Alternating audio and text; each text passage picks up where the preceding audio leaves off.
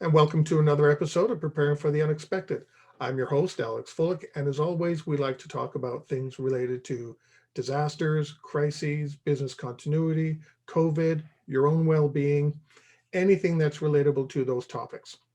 Speaking of topics, if you wish to be a guest on the show or have us talk about something, please go to the Voice America page, or if you're on YouTube, leave a comment.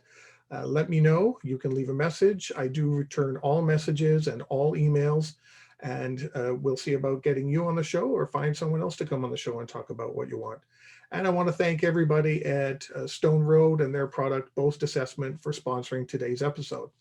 Boastassessment.com allows you to go in and monitor the progress of your own programs rather than high price consultants. So thanks to everybody at Stone Road for sponsoring today. If you are viewing the YouTube channel, you will notice and probably be very familiar with my guest this week.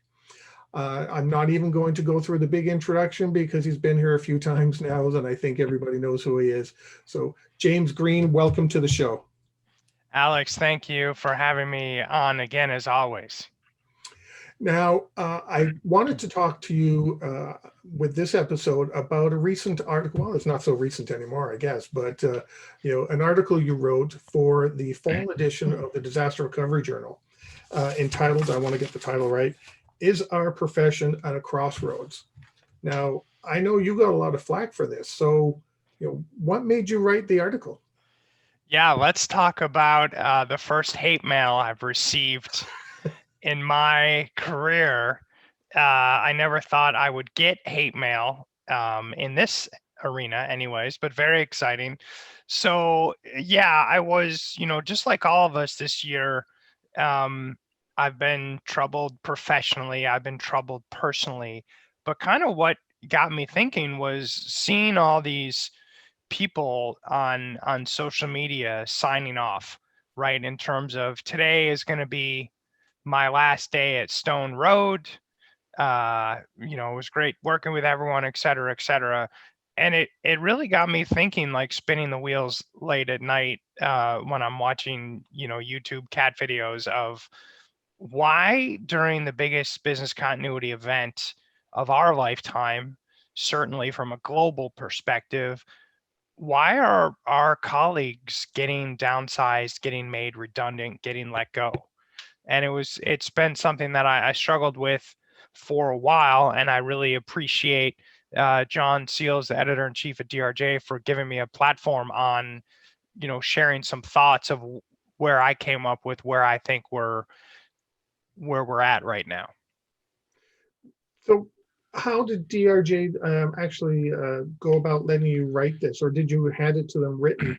Because, like you said, you got hate mail, so it's kind of Yeah. Controversial. So I'm surprised that people wanted to touch it. Yeah. So, I reached out to John and I said, hey, I have this idea. And he said, idea sounds interesting. And so I wrote a high level summary and said, do you think I'm going in the right direction? Do you think this is something you guys would want to print? And he said, absolutely, because I think he felt, and a lot of people felt, that I was really, it's not criticizing individuals, which I think some people took it as. It's just a way of, I love our profession and we're all hurting, and why is this happening? And it wasn't meant to be, Alex, like there's some industries right now, if we have colleagues who work in airlines and work in cruise lines, and you have these industries that their revenue's down 90%, 95%, and you have to lay off a ton of people just to stay alive. It wasn't meant for people like that, but we're seeing other companies where maybe they're muddling through, or revenue's only down 10, 15%. And why were people like you and me targeted? Why did we end up on that list? Right. And so that's kind of where it really went. And it got me starting to think, when you get laid off in an environment, it can be, like we said, the airlines or the cruise lines where it's just everybody. Sometimes your boss just doesn't like you. Sometimes It's kind of like a team sport. If you're the highest paid player on the team, guess what? Guess who gets laid off? But when you kind of cut through all that chatter, what I started to think about, and this is what really upset people, was, are we relevant? Right? Because when we've all had to make tough decisions or reorganize our team, there's people we're able to keep and there's people we're not able to keep. And for me, the first question it came back to was, are we relevant? Just in general, like has COVID-19, has everything that's happened this year, wildfires, civil unrest, has this exposed some issues around relevancy? And I think that more than anything really upset a lot of people, me challenging that assertion. It's interesting that a bunch of people would be upset. I before I go too far, I do recall seeing a lot of posts on LinkedIn where people said they were let go, and Yeah, I knew a couple of others, since then that have also been let go, yeah, in the industry. But it's interesting that some people would, put up a fuss, yeah, we're relevant, but yet it's no secret. A lot of times business continuity ends up being put on the back burner yeah. with a lot of organizations. Then COVID comes along. Because we're on the back burner, we were maybe not in the forethought of everybody. We're not at the focal point of their thoughts. When a people disaster occurred, they're looking at HR. Exactly. Yeah, there's been all kinds of polls recently asking business continuity professionals, do they just plan for events or do they lead them? And that kind of disconnect, I think, is really dangerous for our profession. And it's kind of the first thing that I thought of, looking at the landscape. Does your program just check the box? Mm, And I think that's where a lot of people have had massive exposures this year, right? If you were just a business continuity as a compliance function, and then everything that happened in 2020 happened, your check the box program, I guarantee, did not meet the needs of your business, right? Because where do you think that originates? Does that originate on the audit compliance side, or does that originate on our side, or is a combination of multiple groups not really understanding what they're doing and not communicating properly? yeah, I think it's a bit of both, because prior to 2020, you saw, what was the biggest driver that you and I saw for companies to start business continuity? It was either they had an event and they realized they weren't ready, and that obviously that pool expanded a lot in 2020, but a lot was they had an audit. I've been in companies where they had audit issues that went to the board, said, hey, you need business continuity. Mhm. So you and I get brought in, our colleagues get brought in. We want to first obviously remediate those audit issues because that is our management's hot button. But then what happens after that, right? If that's all we do is remediate the audit findings, that's a good first start, but that can't be it. And I Yeah, think a lot of companies just say, hey, our goal with business continuity was to pass audits. So as long as we're doing that, we're checking the box in that way, then that was good enough. I've had that experience. I was brought in with a past colleague to address. They had 10 audit tickets, all to Okay. do with business continuity. So Exactly. I have, all I was told to do is get rid of these tickets. So I literally could only address what needed to be addressed to get rid of these tickets. And it wasn't the what I really wanted to do, but then the year was up. We Yep. addressed the tickets, and okay, but all I did is, it's like Swiss cheese. All I did is plug the holes. It's not really what should be here. There's more I want to do, but the contract ended and I had to move on. And it's like, well, you know what? You're going to end up with 10 tickets in another year or two, because it's not really what, it's the wrong driver, you know. Yeah, exactly. And that's one of the challenges I have with a lot of our industry standards and regulations, right? A lot of people manage to, how do I build my program to be just above whatever that industry standard is so that I don't fail an audit? But does that truly make you resilient? Does that truly make you able to respond? Well, I think what we saw in 2020, the answer is no. It didn't. It made you able to not fail an audit. It made you pass that audit. But like you said earlier, remediating an audit issue is completely different than building a robust business continuity program. And so a lot of companies just had that mentality of, let's check the box, let's do just enough where there's no chatter from audit, from compliance, from customers. But then what happened in 2020, right? A lot of companies who had never had to activate their plans, who had never had to think of manual processes or do anything, they all had to do it.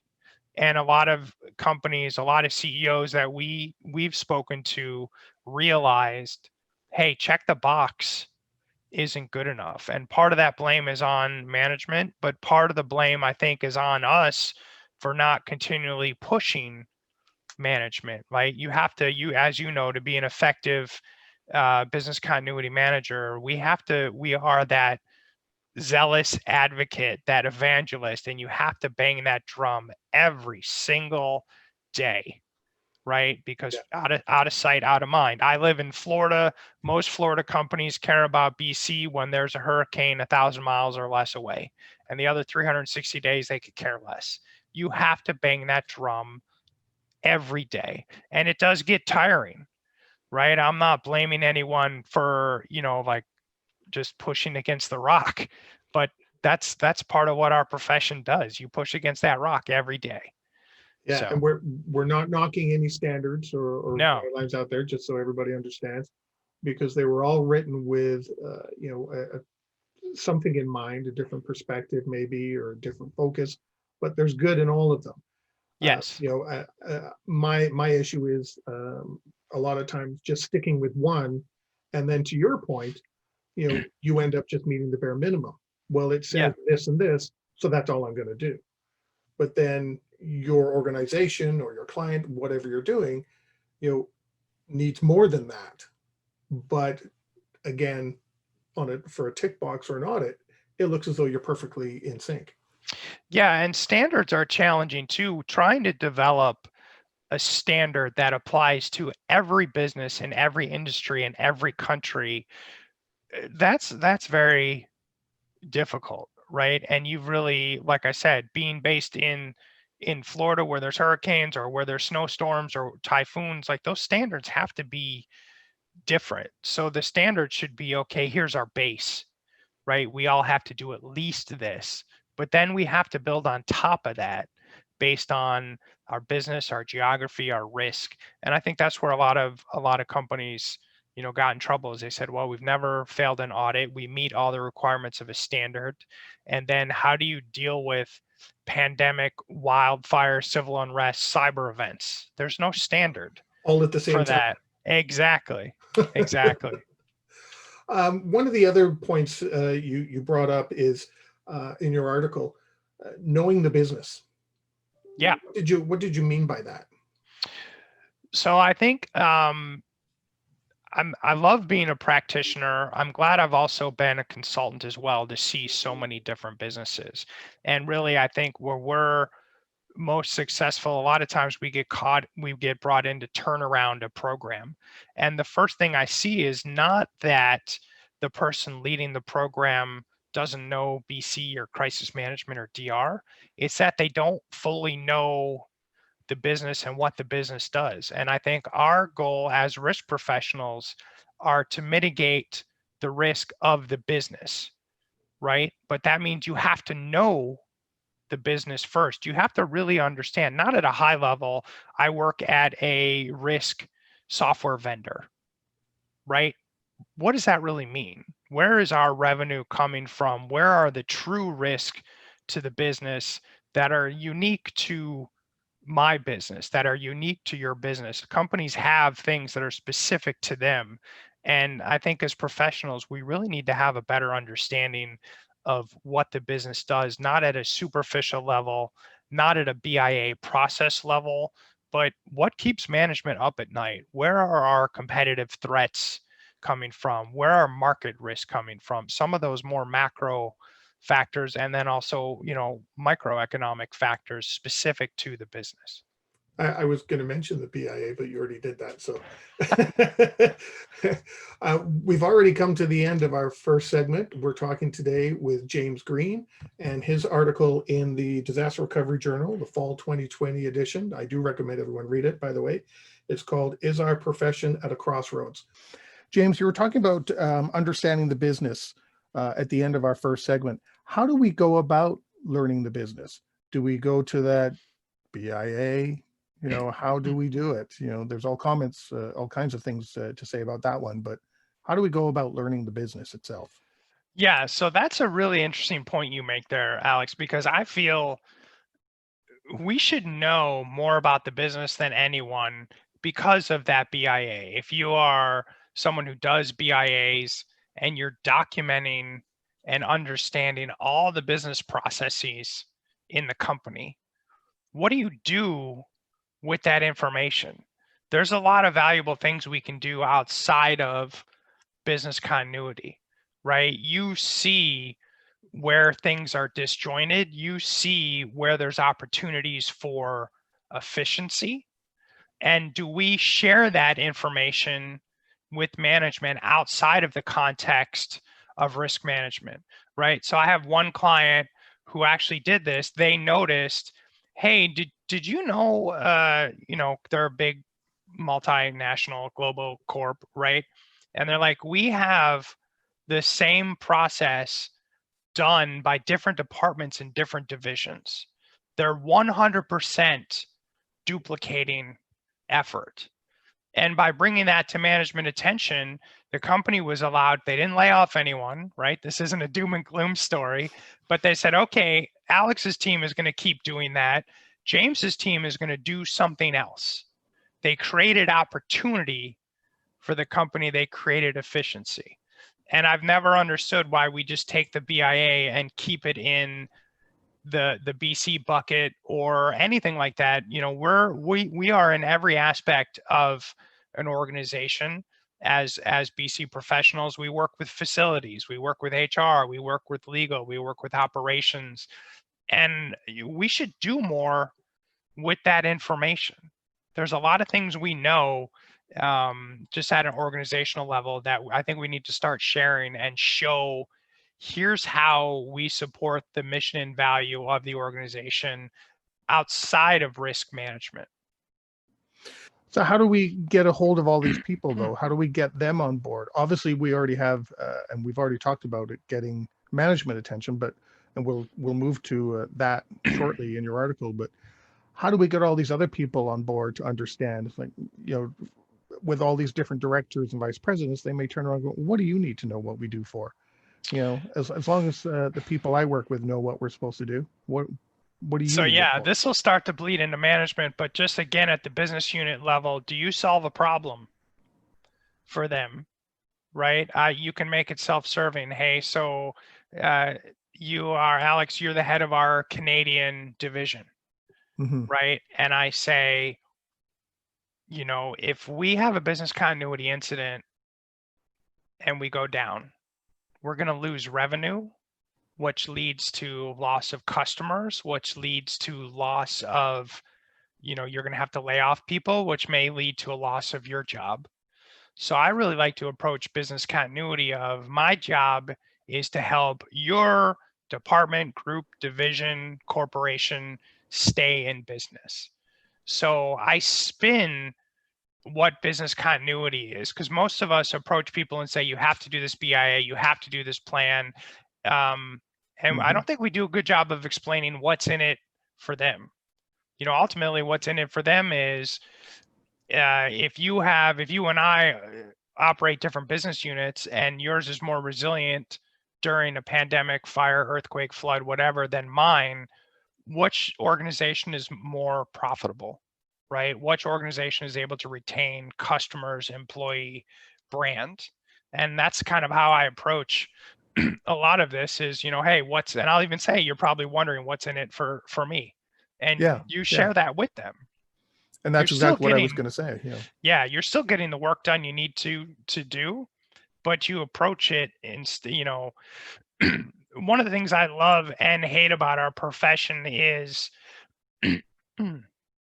if you're in charge of BC and all the BIAs and plans, nothing gets done because I refuse to help you as a business unit leader. I don't get in trouble. You get in trouble. Right. So Mhm. we need to explain to people when you're working with people who don't report to you, where we have reporting lines that may not cross until the CEO, right? What's in it for me? Why should I sit down with you? Why should I work with you? And we need to, as business continuity professionals, be more proactive of, well, I'm helping you, right? I'm here to support and help your organization. Well, it's interesting you mentioned the lines of business sometimes don't even touch until they get to the C level. So, and that's the management is part of your article here. Do you want to touch on that piece? Yeah. So as goes management, so goes the organization, right? And this is a huge driver. And this isn't even about, it is about BC. We're going to talk about it, but it doesn't matter where you are in the organization. And, the first thing I see,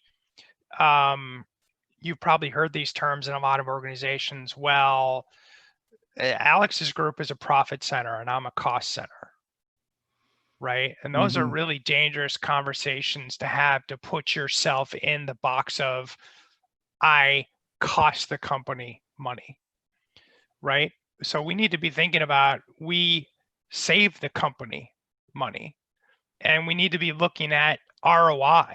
You see a lot of other business units and departments have to show their return on investment, either in an actual cash basis or some other basis. And I don't think we do that. We just assume we're exempt from that process. And I don't think we should be. I think we should be showing return on investment and value to management all the time. I think so. I don't know if you know David Lindstedt and Mark Armour of the I adaptive do. Yes. movement, but they say the same thing. We have to show value by metrics and things like that that all these other groups do, but for some reason we don't. So Correct. in your view, what kind of things should we show, and not just by a checkbox, which is the way we seem to be doing it right now? So I think we should, do we solve a problem for management? Do we even know what their problems are? You should be able to answer that question for your organization. And frankly, from a career standpoint, we should all be able to answer that question for our immediate boss if we're in an organization. Like, I need to know what my boss's problems are. I need to know what his pain points, her pain points are. And the same thing for management in general. I need to know that as a BC professional, and I need to know that as James, the person who wants to get promoted. And I Mhm. don't think a lot of us think of risk management in that way. And we should. We do solve a lot of problems. And I don't think we tout ourselves in that way. Like, what's keeping your boss up at night? Is there a way that we can alleviate that? And I think it goes back to your comment about BIA. If you have a large organization and management is concerned about, I don't think I have enough insight into my own organization. We have a lot of that information. Why are we not sharing it? The only metric we typically share is, here's a percentage of departments who have updated their plans or done an exercise or done a BIA or whatever. I don't think that solves any problems for management. That's kind of Well, first level data, but I don't think your CXO is sitting up at night going, I wonder how many BIAs have been updated in the last 6 months. We have to take that second step and show how what we do solves a problem for management. so we have to link into other aspects of the organization, not just, I don't want to say work in a silo, but kind of a standalone group. We have to branch out. We really do have to be a bridge. We can't just be, or a chain that links everyone together. We can't just be, business continuity who comes around and, hey, update this, update that, or, and you mentioned testing. Well, there's multiple kinds of tests. Did James attend a tabletop? Yeah. Okay. Well, that's good. Meanwhile, that's just talking around a table. What about a full simulation? Those kind of things. It doesn't really add up, so to speak. It doesn't really come together to show what we're really doing. Yeah, and I think we need to do a better job of explaining why simulations fail over. They're more involved, but what the value is. It's not just to say we did a test.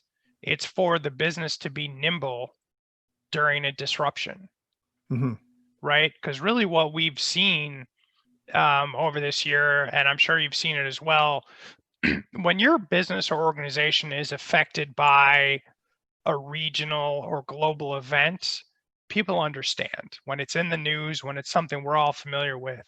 But if you and I are competitors and your warehouse burns down and you're in Ontario and maybe you have customers in Colorado and it's not on the news there, they don't care.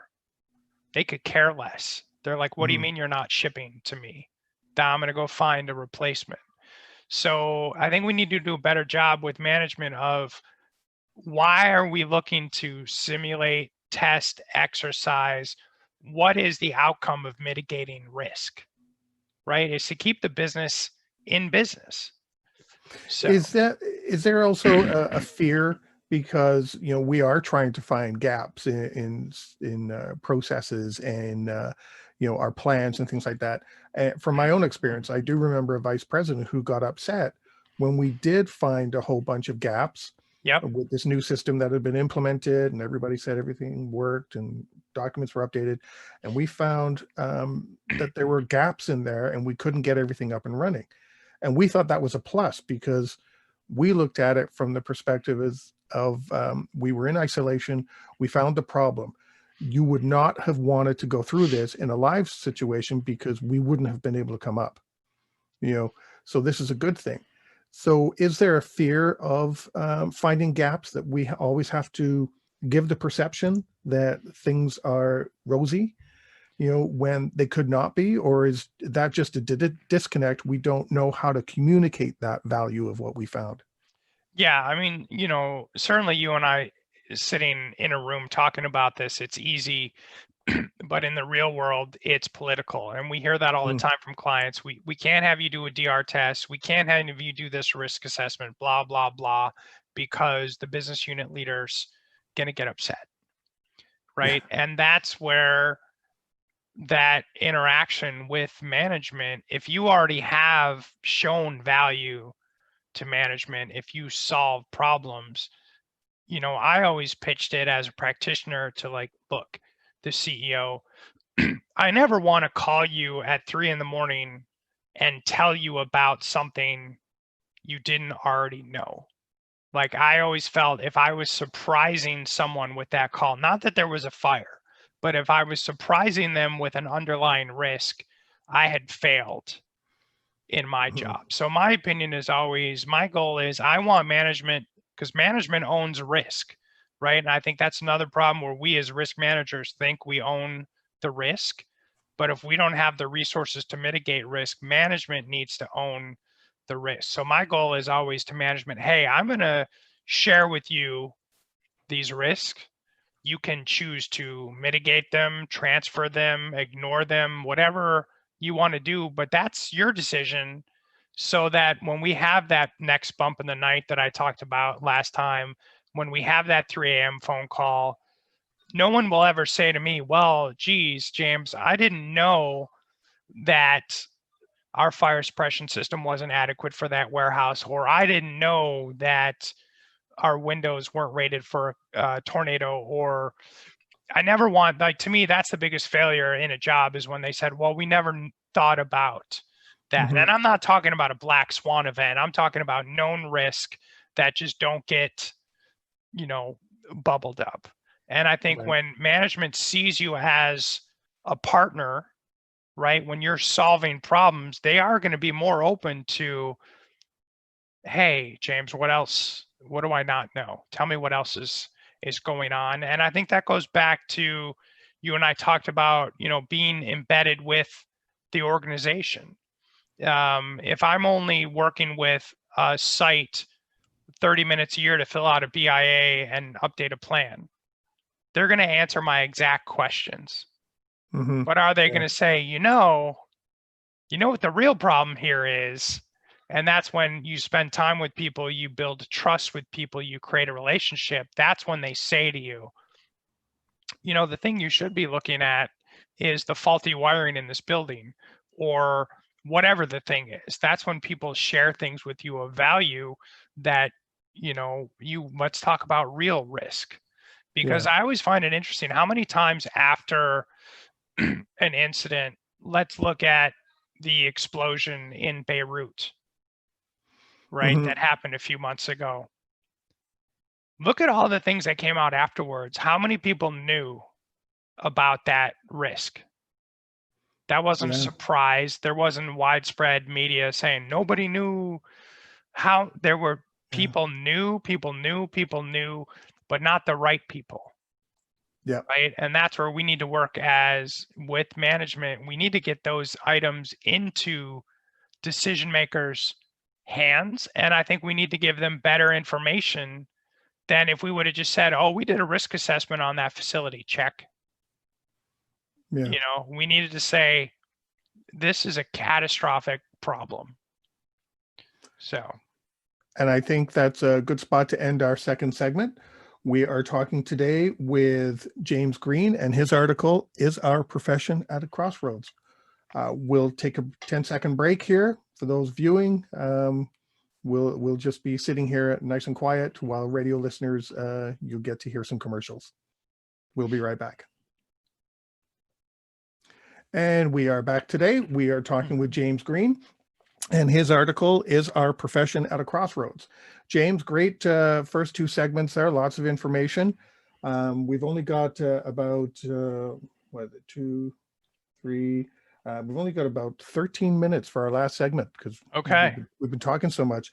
So we went through checking the box, the business, management, and one of the other things you talked about in your article is one size fits all. What did you mean by that? Yeah, so let's go into the section where I got the second most amount of hate mail. I think one of the problems with any methodology, standard, formula is we as business continuity practitioners get trapped in this box of whatever works here is what we're going to do anywhere.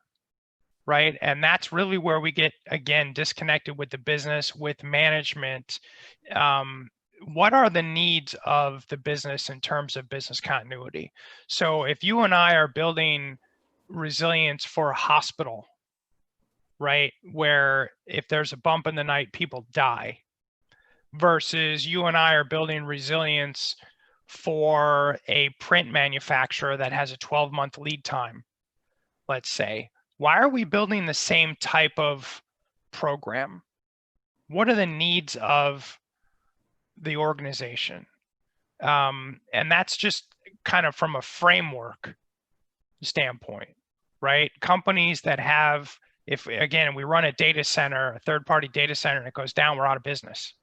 Okay, we have to be bulletproof. If there's loss of life, we have to be bulletproof. You have to push an organization like that to have a world-class business continuity program. Mm-hmm. But if you and I are doing some work on the side and there's a 3-doctor, 2-office facility, do they need to have a world-class program? Right? I think we need to do a better job of, based on the size of the company, based on the industry, adapting our knowledge and expertise to the needs of the business instead of forcing the business into our framework. I have done work for clients that would make other clients cry, right? They'd be like, what are you, this is insane, but it works for them. It mitigates risk appropriately for them. So that's how we're going to do it here.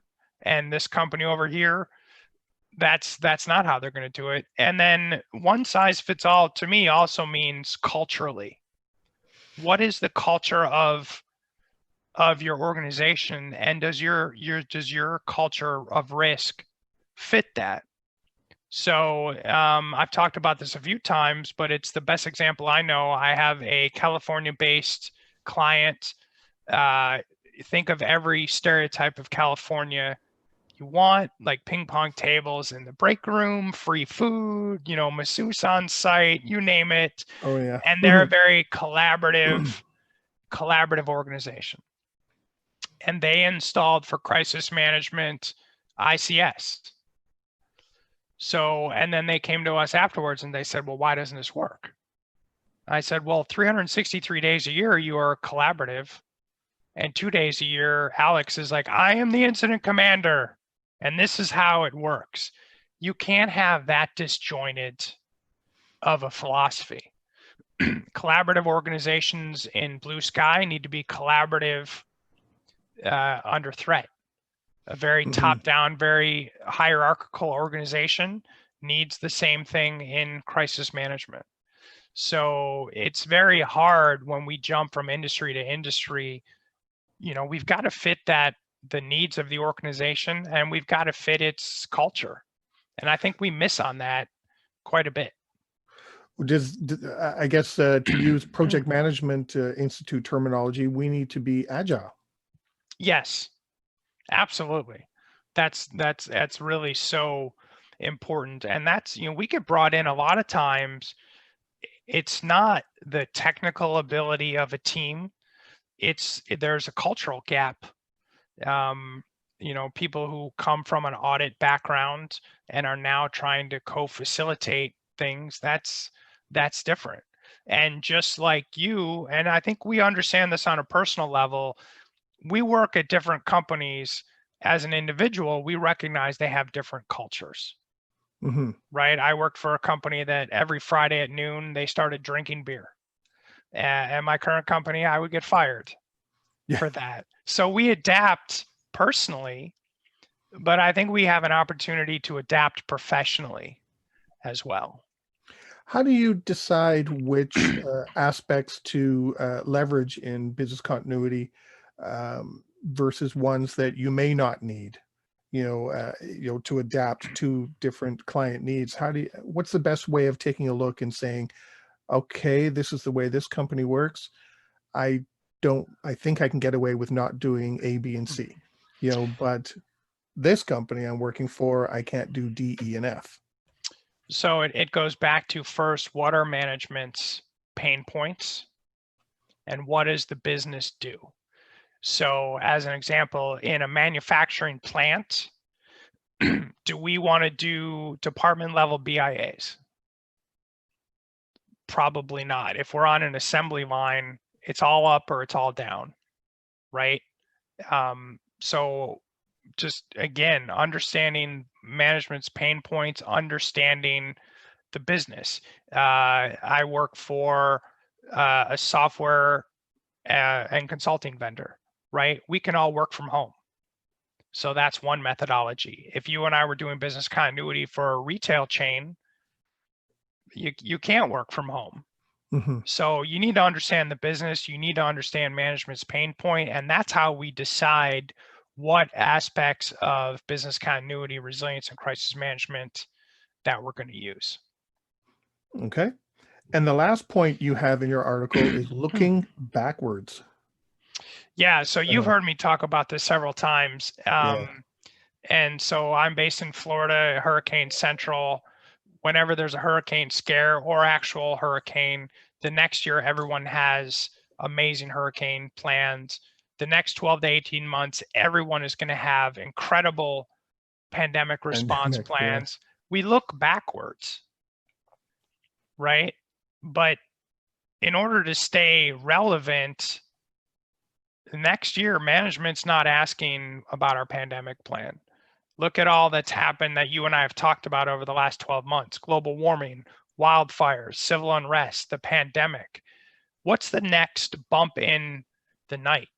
And I Mhm. think we as a profession need to do a better job of looking forward, because there's always going to be that next bump in the night.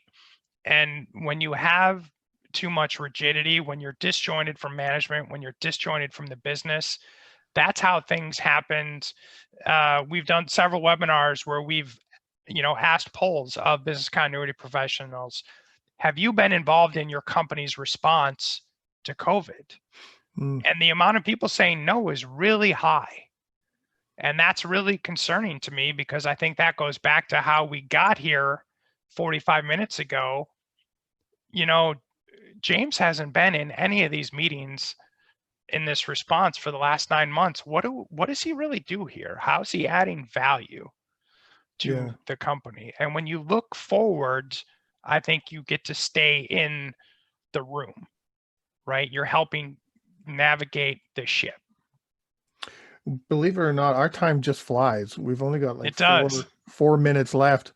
Do you want to take a couple of minutes and give some final thoughts, on your article that you felt at the time that maybe since then has either changed or your thoughts grown? And Yeah. So I think we've continued to see, so there's a negative and positive. We've continued to see people say, this is my last day at Global Corp. Mhm. And that is sad and frustrating to me. But where I'm excited is we're now seeing more companies invest in our space than ever before. So the last 6 months, I've spent more time with CEOs and COOs than I ever have, right? Typically, the larger the organization, my interactive sponsor, their title gets smaller and smaller and smaller, right? Yeah. And so for a massive organization, I'm probably working with a director or VP. But the last 6 months, we've been in the room with CEOs, with COOs. They get now why what we do is important. And I'm in this industry because I do believe what we do is important. And so we have this incredible opportunity where maybe before your company just saw this as compliance function or theoretical. Now they get it. I've got one client right now, they're dealing with COVID just like we all are. They're also dealing with ransomware. They understand that a fundamental threat to the business. And I think that's our underlying goal as professionals is, worst case scenario, do we help the business survive? And now we have an opportunity to not only help a business survive, but really thrive as we go forward. Great. Well, James, thanks again for being on the show and talking about this. And I'm sure you're going to get some emails or people will send me notes, and that's fine. Yeah, I'll forward them on to James if any do come in. But tell us why. We're in this profession. We all have different experiences. We're all going to have different perceptions, but we're all here for the same reason. absolutely. And if you get enough of them, we might have to come back and discuss them. Yeah. So Yeah, yeah, more certainly willing I to do it. love how passionate our industry is. So hate Yeah. mail, fan notes, send them all. Let's talk through them. YouTube comments, whatever you want, feel Thanks. free to leave a message. Thanks again, James. And I know we'll be talking to you again. I think we have one more show to record before the holidays. We do, yes. Yeah. So in the meantime, stay safe where you are, because things aren't looking that great in all around right now, unfortunately. That's correct. And to everybody listening and everybody watching, stay prepared, everybody. If you liked that video, thumbs up. If you didn't like that video, thumbs down. But leave a message and let me know what your thoughts are. If you'd like to be a guest on the show to talk about something related to business continuity, disaster management, COVID, personal well-being, anything that's relatable to those subjects, you can reach me through my LinkedIn profile, which is in the video description. And of course, don't forget to subscribe. In the meantime, stay prepared, everybody.